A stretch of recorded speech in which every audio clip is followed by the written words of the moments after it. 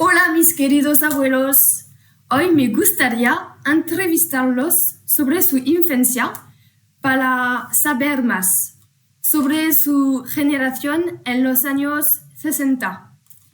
Empezaré con la primera pregunta. ¿Cómo era la vida cuando eran niños? Eh bien, la vie quand nous étions enfants était plus simple qu'actuellement, je trouve. Certes, l'offre de distraction était plus restreinte qu'actuellement, mais elle était aussi plus orientée vers la culture, vers la lecture, enfin voilà, des activités ludiques aussi. Hein, mais comme on n'avait pas accès à cet univers numérique actuel, on n'avait pas de télévision, on n'avait pas de mobile, on n'avait pas de réseaux sociaux, mais on avait des groupes d'amis avec lesquels on faisait des activités dans ce groupe. Voilà. Bien, bien. Il y avait la télévision, il n'y avait qu'une chaîne. Si. Et maintenant, les réseaux sociaux, on considère que les activités et les centres d'intérêt des enfants sont inconnus des parents, puisqu'il n'y a pas vraiment une relation avec les parents. Si. D'autre part, quand nous étions enfants, j'ai l'impression qu'il y avait moins de violence de toutes sortes. On n'avait pas de drogue. Le harcèlement, on ne le connaissait pas aussi facilement. Et puis, j'ai l'impression qu'on était en contact avec la vraie vie, avec la nature, et on ne se posait pas de questions sur notre identité de genre, et les idéologies étaient moins présentes qu'actuellement. Voilà. Sí. Gracias. Bien. La segunda pregunta es ¿qué opinan de los cambios que ha habido con la nueva generación? Eh bien, écoute, nous avons élevé 5 enfants.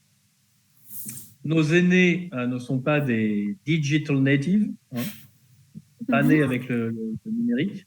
Si. Ils ont découvert tardivement le monde numérique, nos aînés en tout cas. Et on était proche d'eux.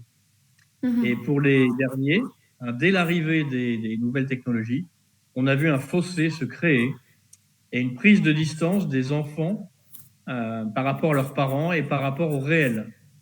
Je ne dis pas que ce qu'ils vivent, c'est pas réel, mais quand on parle du monde virtuel, il y a effectivement une échappée face au réel. Voilà, c'est le principal changement que je vois.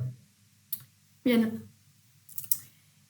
Luego, la tercera pregunta es, ¿la educación de su generación era stricta?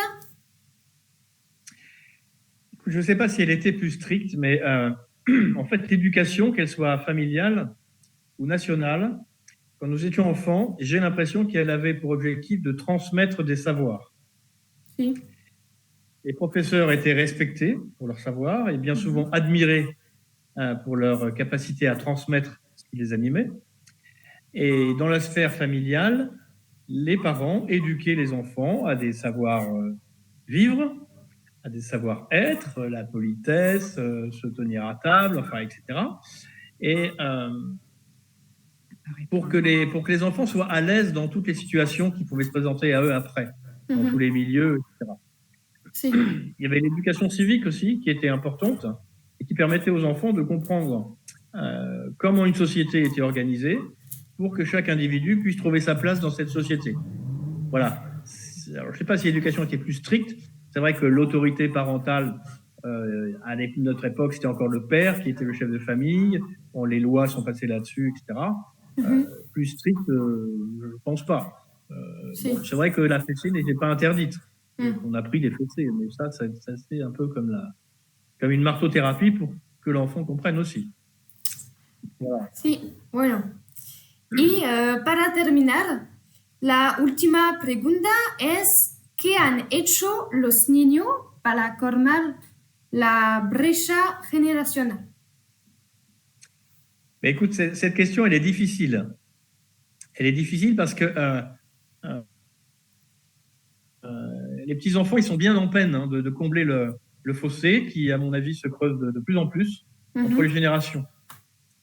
Et à mon sens, les enfants on devrait leur apprendre à retrouver un sens critique, que l'on ne transmet plus, pour comprendre ce qu'ils vivent, pour comprendre la réalité de leur vie. C'est important qu'ils retrouvent ce sens critique. Ça leur permettrait de comprendre dans quelle société ils évoluent, de retrouver des valeurs qui permettent de vivre, j'allais dire, humainement, comme des êtres humains. Et ce sont les adultes aussi qui doivent prendre en compte ce fossé en retrouvant leur place et en luttant contre la diffusion d'idéologies qui, à mon sens, sont perverses et qui abîment les générations actuelles, dont tu fais partie. Merci. Mais moi, je trouve que quand on donne une ambiance familiale à sa famille et qu'on suit ses petits-enfants de ce qu'ils font, eh bien, le fossé, il est pas grand. Je trouve que quand il y a une bonne ambiance familiale entre grands-parents, parents et enfants, eh bien, le fossé, il n'est pas grand. Si. Voilà, Gaëtan.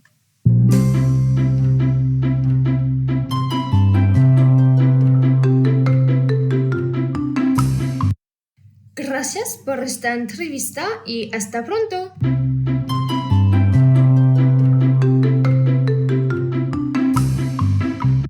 Para concluir, en comparar con la generación de mis abuelos, la nueva tecnología ha evolucionado mucho en mi infancia.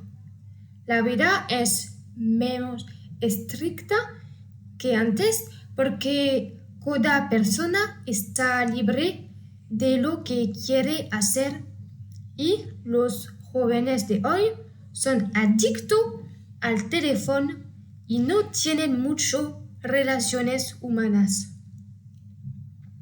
Me llevo muy bien con mis abuelos que escuchan a sus nietos. Compartimos muchos buenos momentos cuando nos vemos.